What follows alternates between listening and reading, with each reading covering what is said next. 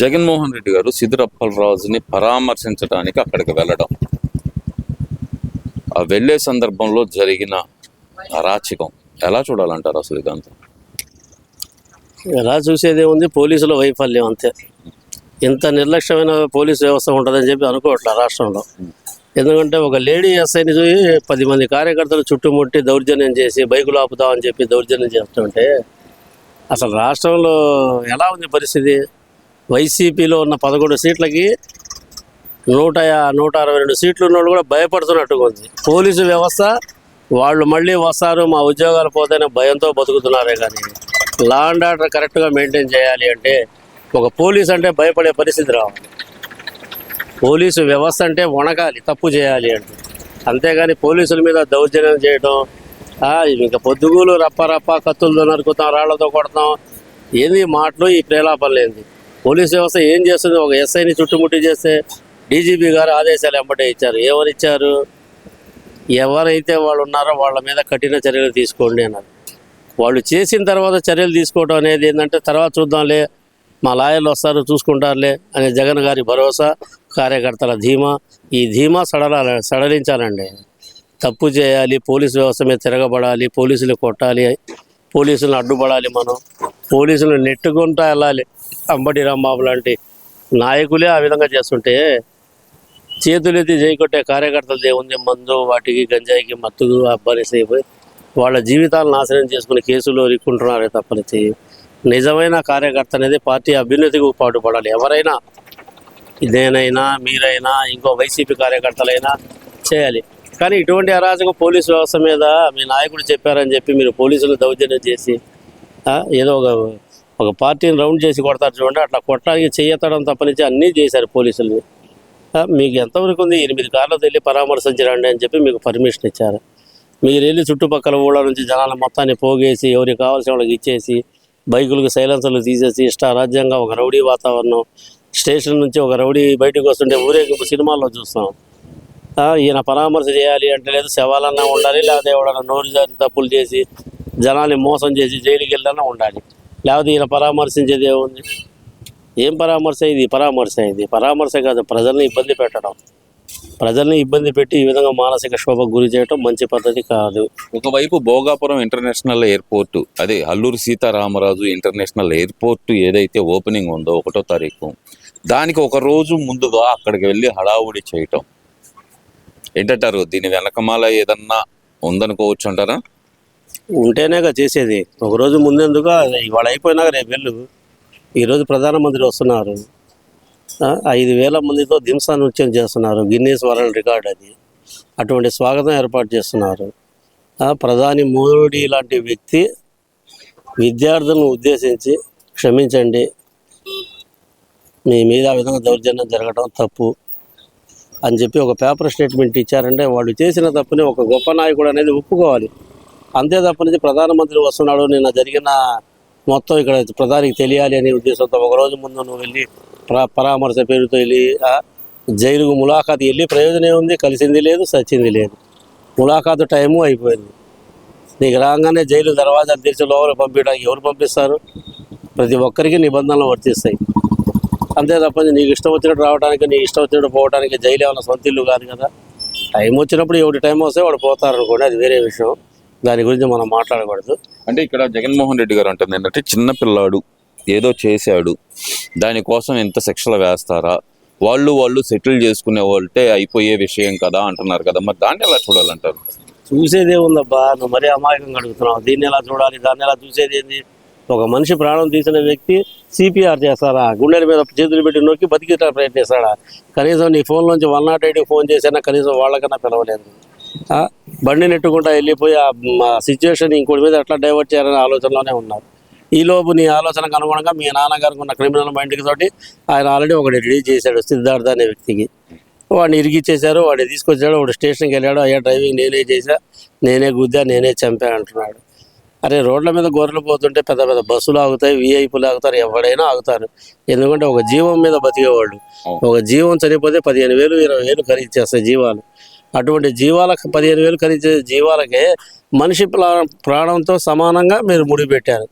8.5 లక్షలకు మాట్లాడారు. నీ భర్త ప్రాణం చనిపోయాడు, యాక్సిడెంట్లు, నువ్వు కేసు పెట్టకూడదు, ప్రమాదవశాత్తు జరిగినట్టు చిత్రీకరిస్తాం మేము, మా క్లారిటీ మేము ఉన్నాం, కార్యకర్తలు ఉన్నారు, మా పోలీసు వారు ఉన్నారు, మేము చెప్పినట్టు వింటారు, 8.5 లక్షలు మీరు తీసుకొని కామ్గా ఉండండి అని ఇటువంటి రాజు ఇలా చేసేది. రాష్ట్రాన్ని పరిపాలించాలనుకున్న నాయకులు చేయాల్సిన పని ఇదే కాదు, ఇది అసలు మంచి పద్ధతే కాదు.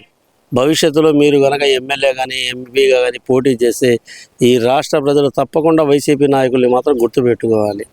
అంటే ఇక్కడ ఇంకో విషయం ఏంటంటే కనుక ఆయన సిద్దిరి అప్పలరాజు గారిని పదే ఆయన మాట్లాడుతున్నాడు కదా, వాళ్ళ తండ్రి ఆయన మీద క్రిమినల్ కేసులు పెట్టడం ఏంటి అంటున్నాడు కదా, మరి దానికి ఏం చెప్తారు? పోలీసు వ్యవస్థ ఎవరి మీద పడితే వాళ్ళ మీద క్రిమినల్ కేసులు అన్నీ పెట్టరు సార్. ఎవరు ఊరుకున్నారు ఊరక పెడతానికి, కేసులు పెడతానికి? జరిగిన నేరాన్ని నువ్వు కప్పిపుచ్చి నీ బిడ్డని కాపాడుకోవడం కోసం ఇంకో తల్లి కన్న బిడ్డని తీసుకొచ్చి కేసులు ఇరికిచ్చింది, అది నేరం కాదా? నువ్వు ఎమ్మెల్యేగా పనిచేసావు, మంత్రిగా పనిచేసావు, అన్ని రకాలుగా పనిచేసావు, మరి జరిగిన ఒక నేరాన్ని కప్పిపుచ్చడానికి ప్రయత్నించావే నువ్వు, అది తప్పని తెలియలేదా నీకు? అంటే అక్కడ నీ కొడుకు అడ్డం వచ్చాడా? నీ కొడుకు ఒక న్యాయం, ఇంకో తల్లి బిడ్డకున్నా ఇంకో బిడ్డకి ఇంకో న్యాయం.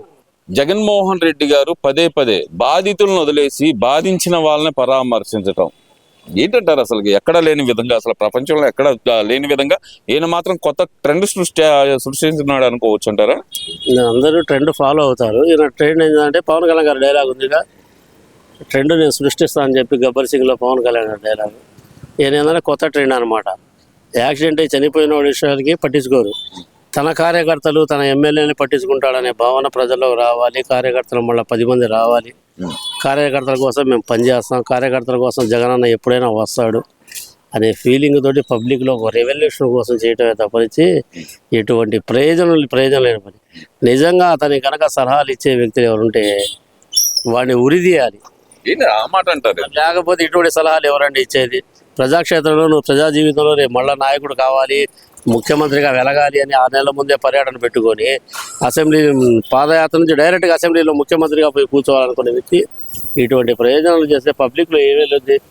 పేపర్ చదివే ప్రతి వ్యక్తి ఆశ్చర్యపోతున్నారు మీ పనులకి, మీ పరామర్శలకి, మీ వేధింపులకి, మీ కార్యకర్తలు మాట్లాడే మాటలకి. అసలు లేకపోతేనే 11 సీట్లు వస్తేనే ఈ విధంగా ఉన్నారే, రేపు వస్తే వీళ్ళ మా పరిస్థితి ఏందని ప్రజలు భయాందోళనలు వ్యక్తం చేస్తున్నారు సార్. మామూలుగా భయం కాదు, ఒక రకమైన భయంకరమైన వాతావరణంలో బతుకుతున్నాం. ఎప్పుడెప్పుడో బీహార్లో జరిగేది తుపాకీ రాజ్యం, లల్లు యాదవ్ గారు, ప్రసాద్ యాదవ్ గారు వీళ్ళందరూ ఉన్నప్పుడు బీహార్ కన్నా దారుణంగా తయారవుతుంది ఈరోజు ప్రతిపక్షం. ఈ విధంగా దీనికి అనుగుణంగా పోలీసు వ్యవస్థ కనుక గట్టిగా కట్టుదిట్టంగా తప్పు మాట్లాడితే లోపలేయాలి, తప్పు చేయనోడి జోలికి వెళ్ళకూడదు. ప్రజలతో ఎప్పుడు ఫ్రెండ్లీ పోలీసింగ్ ఉండాలి అని చెప్పి ప్రతి జిల్లా ఎస్పీలు, పోలీసులు, డీజీపీలు, రాష్ట్ర మంత్రులు, ముఖ్యమంత్రి చంద్రబాబు నాయుడు కూడా ఏ వ్యక్తి అయినా సరే ఒక కంప్లైంట్ ఇవ్వడానికి స్టేషన్కి వస్తే గౌరవంగా ప్రవర్తించాలి, గౌరవంగా మాట్లాడాలి అంటున్నారు. అటువంటి వ్యక్తులు మీరు చూస్తే ఈ విధంగా రాష్ట్రంలో 11 సీట్లు పెట్టుకొని మాజీ మంత్రులు చేసినప్పుడు ఏ ఒక్కడు నీతి నిజాయితీ పరుడు చెప్పండి? ప్రతి మంత్రి మీద అభియోగాలు, ఒక్కొక్కటి తవ్వే కొద్దీ వాళ్ళ జీవితాలు చేయకూడని పాపాలు మొత్తం చేశారు. మరి కోర్టు ఊరుకుంటుందా? గవర్నమెంట్ ఊరుకుంటుందా? ప్రజాసొమ్ముని ఇంత దుర్వినియోగం చేశారే. అరే తాగే లిక్కర్లోనే 3,500 కోట్ల రూపాయలు లిక్కర్ సిట్టు తేల్చింది. ఆ డబ్బులు ఎటువంటి వ్యక్తులు జైల్లోకి వెళ్ళారు? జైల్లో ఎటువంటి వ్యక్తులు వెళ్ళారు? బిగ్ షాట్స్ వెళ్ళారు. అటువంటి వ్యక్తులు జైలు జీవితంలో ఈరోజు రిమాండ్లు, ఖైదీలు, వాయిదాలు తిరుగుతా వాళ్ళ స్ట్రాటజీ ఏంది, వాళ్ళేంది?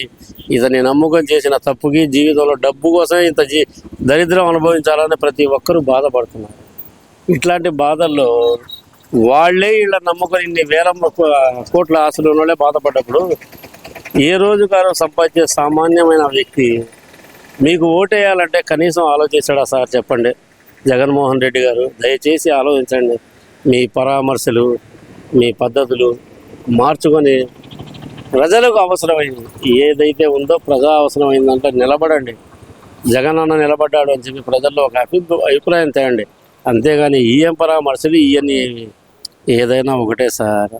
మరొక్కసారి మహాకూటమి ఆదరించండి ఈ రాష్ట్ర ప్రజలు. ఎందుకంటే ఇప్పుడు జరుగుతున్న అభివృద్ధి ఎలా జరుగుతుందో ఏ నియోజకవర్గ ఎమ్మెల్యే ఆ నియోజకవర్గ ఎమ్మెల్యే చేస్తారు. మా 1 టౌన్ ఎమ్మెల్యే నసీర్ అహ్మద్ గారు ఉన్నారు. ఆయన చూడండి తన నియోజకవర్గంలో ఎక్కడెక్కడ సీసీ రోడ్లు ఏ విధంగా వేపిస్తున్నారో, పబ్లిక్ ఎంత సాయం చేస్తున్నారో, CMRI నిధుల్ని ఈ రోజుకి 14 కోట్ల రూపాయలు ప్రజలకు పంచాడు. నేను ఉన్నాను అన్న భరోసా ఇచ్చిన నాయకుడు మహమ్మద్ నసీర్ గారు, మా ఎమ్మెల్యే గారు. నేను 30 సంవత్సరాల కార్యకర్తని, తెలుగుదేశం పార్టీలో 30 సంవత్సరాలుగా కార్యకర్తగా ఉంటున్నాను. నాకు ఎటువంటి లబ్ధి అవసరం లేదు, నాకు ఎటువంటి పదవులు అవసరం లేదు. కనీసం నన్ను గుర్తిస్తే చాలు ఈ ప్రభుత్వం, అంతకుమించి ఇంకేమీ లేదు. నేనేది ఆశించి మాట్లాడను, ఆశించి చేయట్లేదు. ఈరోజు గుంటూరు వంటంలో రైలుపేట గఫార్ అంటే అందరికీ తెలుసు. నేను చెప్పేది ఒక్కటే, సీనియర్ కార్యకర్తల్ని గౌరవించండి. అంతకుమించి వాళ్ళకి మెడలో దండలు వేయాల్సిన అవసరం లేదు, సేవలు కప్పాల్సిన అవసరం లేదు. సీనియర్ కార్యకర్తలు గౌరవించండి, ఎవరెవరు ఉన్నారు చేయండి. ఎందుకంటే ఏ వార్డులో ఓటింగ్ ఎలా జరగాలో సీనియర్ కార్యకర్తగా తెలుసు. ఎక్కడి ఓటింగ్ ఎలా చేయించుకోవాలి, మిగిలినవి అంటారా ఎన్ని ఫార్మాలిటీకి జరిగాయి. కానీ మరొకసారి మహాకూటమిని ఆదరించండి దయచేసి. Thank you sir.